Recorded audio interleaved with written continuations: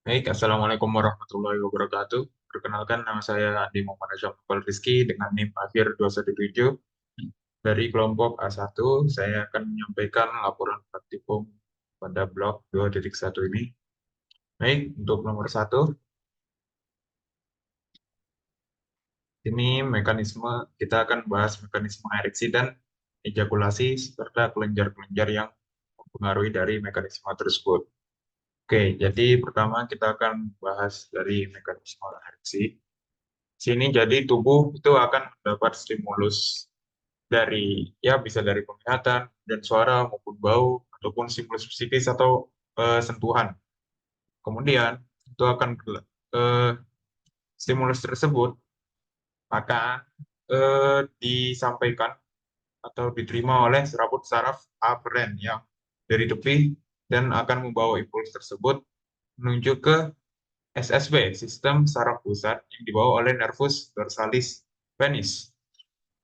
Nah, eh, untuk nervus dorsalis penis ini dia akan membawanya melalui serabut saraf parasimpatis pada segmen sakralis 2 sampai sakralis 4.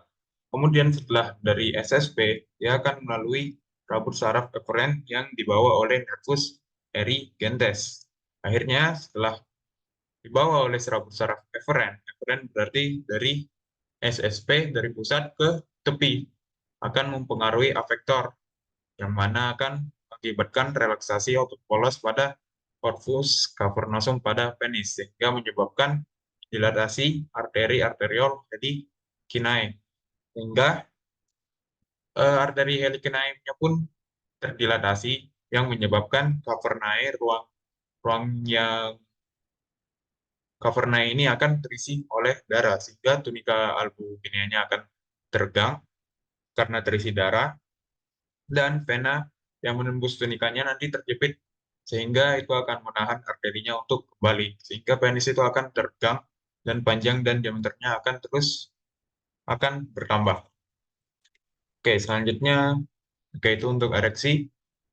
Kemudian untuk mekanisme dari ejakulasi sini sama seperti ereksi tadi. Sebenarnya untuk ejakulasi ini dibagi jadi dua yaitu emisi kemudian ada ejakulasi. Emisi itu saat cairan semen itu dihasilkan hingga ke uretra. Kalau ejakulasi itu saat dari uretranya hingga keluar dari ostium uretra eksternumnya. Jadi di sini ada reseptor kulit, ya sama seperti tadi akan mendapatkan stimulus, kemudian diterima oleh saraf aferen, tapi bedanya di sini nervus pudendus centrum yang akan membawa ke serabut saraf simpatis lumbalis 1 sampai 3 yang akan memicu emisi. Nah, emisi ini kan tadi yang lebih eh, di dalam, yang sebelum semennya itu keluar. Nah, itu untuk pengeluaran emisinya ini. Untuk proses emisi, dia dibantu oleh kontraksi ductus deferens, kemudian ada sphincter vesica urinaria, kelenjar vesikalis, dan kelenjar bulbourethralis. Jadi itu akan kontraksi sehingga mendorong semen itu keluar nanti ke uretra. Nah, kemudian ada ejakulasi yang akan dibantu oleh kontraksi arteri, arteriol velicinae, kemudian musculus ischiocavernosum, kemudian musculus bulbospoiosum, hingga akan keluar dari OUE atau ostium urethra externum. Oke, selanjutnya ini kita akan bahas kelenjar-kelenjar yang kerja saat ereksi dan ejakulasi. Yang pertama ada vesika seminalis atau kita sebut glandula vesiculosa. Nah, untuk glandula vesiculosa ini dia itu setelah ductus deferens nanti itu naik. Ductus deferens, di sini ada glandula vesiculosa. Dia akan menghasilkan sekret yang ditambahkan pada cairan semen yang mengandung sperma tadi. Nah, sekret yang ditambahkan ini dia akan mengandung fruktosa yang fungsinya untuk trisis sperma dan prostaglandin yang fungsinya untuk motilitas sperma. Oke, setelah vesika seminalis, dia akan menuju ke uretra ya sebenarnya ke glandula prostat dulu. Oke, di sini kan ya ini glandula prostat ini vesika urinaria, di atas tadi ada vesika seminalis. Di sini di glandula prostat, glandula prostatnya ini akan menghasilkan cairan tipis seperti susu yang mengandung asam sitrat dan fosfatase asam yang ditambahkan saat ejakulasi. Nah, sekret prostat ini bersifat alkali sehingga menetralkan suasana asam di dalam vagina. Kenapa kok bersifat alkali? Yaitu untuk menetralkan suasana asam di dalam vagina. Karena misalnya kalau tidak dinetralkan itu, spermanya itu akan mati. Oke, lanjut ke glandula bulbouretralis, yaitu di bawahnya glandula prostat, di sini, di pars membranacea dari uretra. Nah, untuk bulbouretralis ini, dia akan menghasilkan mukus sebagai pelumas yang akan bergabung dengan sekret lain dan dikeluarkan melalui uretra saat ejakulasi. Biasanya ini sebelum saat kita berhubungan seksual, itu akan mengeluarkan mukus dulu untuk pelumas. Oke, lanjut ke nomor 2. Ini saya akan menjelaskan mengenai mekanisme fertilisasi hingga implantasi embrio pada proses pembuahan. Oke, jadi yang pertama fertilisasi. Sebelumnya fertilisasi itu kan proses bertemunya sel ovum dan sel sperma. Itu akan terjadi di tuba uterin ini atau tuba Fallopi. Nah, jadi sperma ya ini sperma, dia akan bertemu oleh sel ovum di sini. Nah, sperma ini di kepalanya dia mengandung akrosom. Akrosom ini dia akan berfungsi untuk menembus zona pelusida ini, zona pelusida dari ovum. Nah, akrosomnya nanti akan berfungsi untuk menembusnya, sehingga ini masuk ke sini, masuk ke dalam, dan kepala dari sperma ini akan bertemu dengan namanya granula. Kortikal granula ini dia akan mengirim sinyal ke sel ovumnya agar cuman satu sel sperma yang masuk, sehingga ketika sudah ada masuk satu sel sperma yang banyak ini yang di luar akan masuk, itu tidak bisa menembus sel ovumnya lagi. Nah, oke, setelah masuk tadi, sel sperma dan sel ovum itu akan bentuk yang namanya zigot. Zigot ini akan berproliferasi atau ya kita sebut berkembang jadi dari satu sel hingga dua sel, 4 sel, 16 sel, bentuk blastokista awal, kemudian bentuk blastokista tahap akhir, dan ketika sampai tahap akhir, dia ini akan embrio ini akan mengambang di endometrium itu. Kemudian dia akan menempel di endometrium. Nah, untuk em, di embrio ini di dia akan dilapisi oleh yang namanya trofoblast. Trofoblast ini dia yang nanti akan berfungsi membantu untuk menempel di endometriumnya itu. Itu yang disebut nanti implantasi embrio, yaitu penempelannya di dinding rahim yang dibantu oleh trofoblast yang mengelilingi.